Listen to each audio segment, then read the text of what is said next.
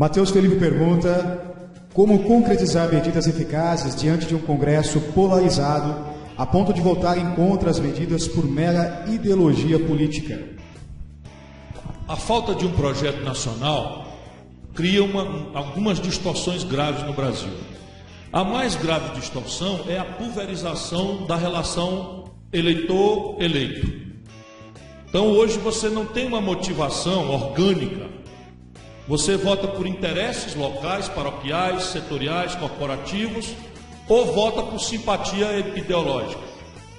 E nesse sentido é muito ruim, porque você perdoa tudo dos seus amigos e condena tudo dos seus adversários, e os valores não são mais absolutos. Decência não é decência. Decência é uma coisa que o meu amigo não tendo, eu relativizo. E o meu adversário não tendo, eu esculhambo e quero a morte política dele. Porque não tem projeto. Quando nós tínhamos um projeto nacional, o cidadão ali mencionou Adhemar de Barros, Carlos Lacerda, eram grandes opositores do modelo nacional desenvolvimentista. Lutaram pesadamente contra o Vargas, contra o Juscelino, etc, etc, mas todo o pensamento brasileiro estava ordenado ao redor desse debate. Todo o pensamento nacional estava ao redor do trabalhismo, do nacional-desenvolvimentismo ou contra ele. O debate era ordenado. Então quem votava na UDN, no PRP, votava contra o Juscelino, contra o trabalhismo, contra o getulismo, etc, etc, etc. Quem votava, né, no Juscelino, no João Goulart, votava por outro conjunto de valores. O Brasil não tem mais projeto. E aí a sociedade civil se hiperfragmentou. Hoje qualquer um de nós pode conhecer com detalhes a agenda dos atingidos por barragem. É só entrar no site do MAP, Movimento dos Atingidos por Barragem. Está lá o que é que eles pensam, o que é que eles acham das coisas e tal. Qualquer pessoa sabe os argumentos do voto identitário feminista, do voto identitário afrodescendente, do voto identitário GLBT, do voto identitário sulista, do voto identitário nordestinista e tal. E não existe movimento da defesa do país. O interesse nacional não tem associação, não tem site. O interesse público não tem lugar para a gente se reunir. Porque nós não temos mais uma agenda holista, compreensiva, e é isto que nós precisamos restaurar no Brasil.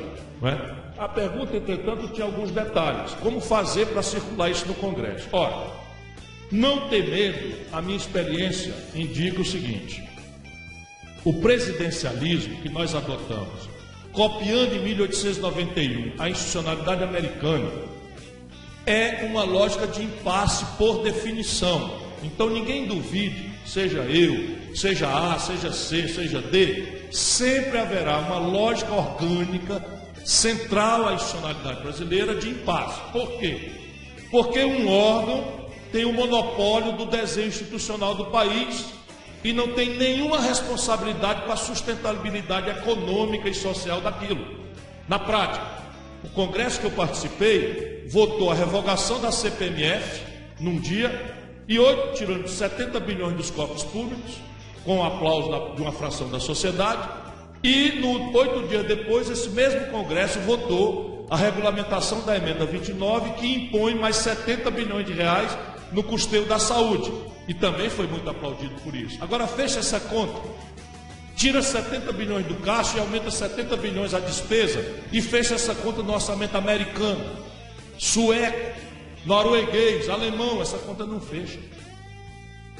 O parlamentarismo tem essa virtude. A maioria parlamentar desenha uma institucionalidade e vai praticar. Se fizer besteira, vai pagar a conta da besteira e vai se desconstituir. Ninguém espera um trauma para dissolver o Congresso e convocar novas eleições. O presidencialismo tem essa tragédia. Compreendendo isso, eu estou estudando há muitos anos. Lembra que eu já fui governador, já fui deputado de oposição estadual, deputado de situação, líder do governo Tasso Gereissati, que é um governo extraordinário na história do Ceará. Prefeito, lidei com vereadores, meu partido tinha 5 vereadores em 41, e eu passei muito bem, obrigado. Fui o prefeito do capital mais popular do país.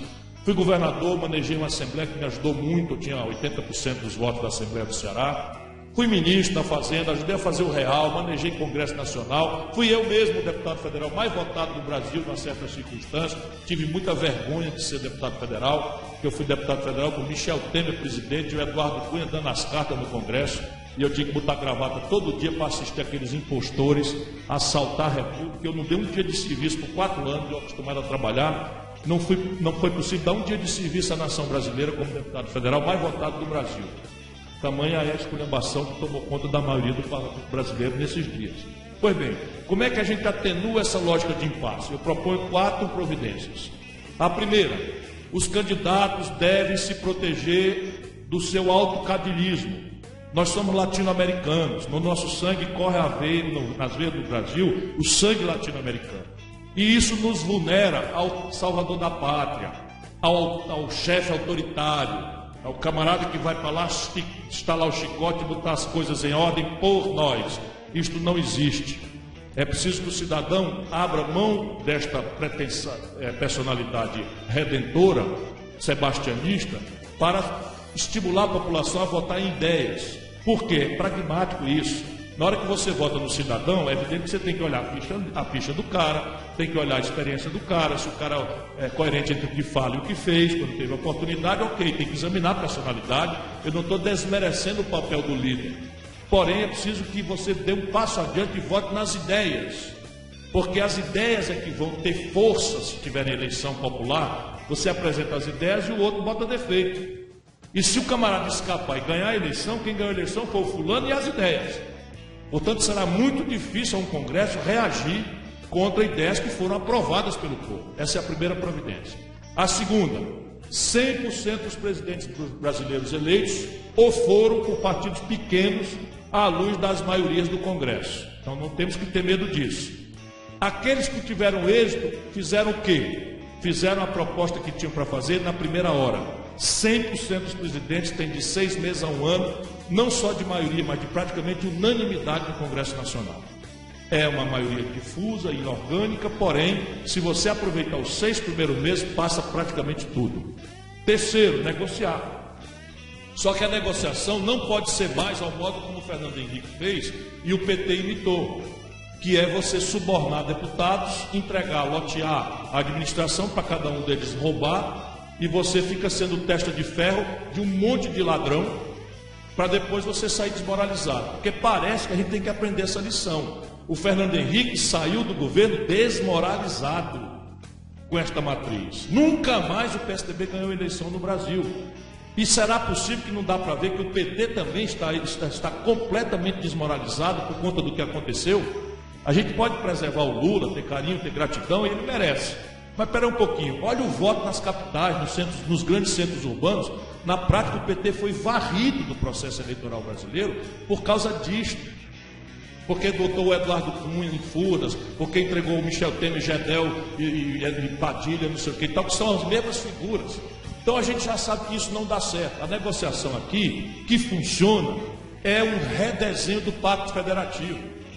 E aí é o lado bom das tragédias. O Brasil está tão debilitado que hoje 23 dos 27 estados estão a caminho de chegar em 2019 com receita corrente líquida abaixo da despesa, ou seja, quebrados.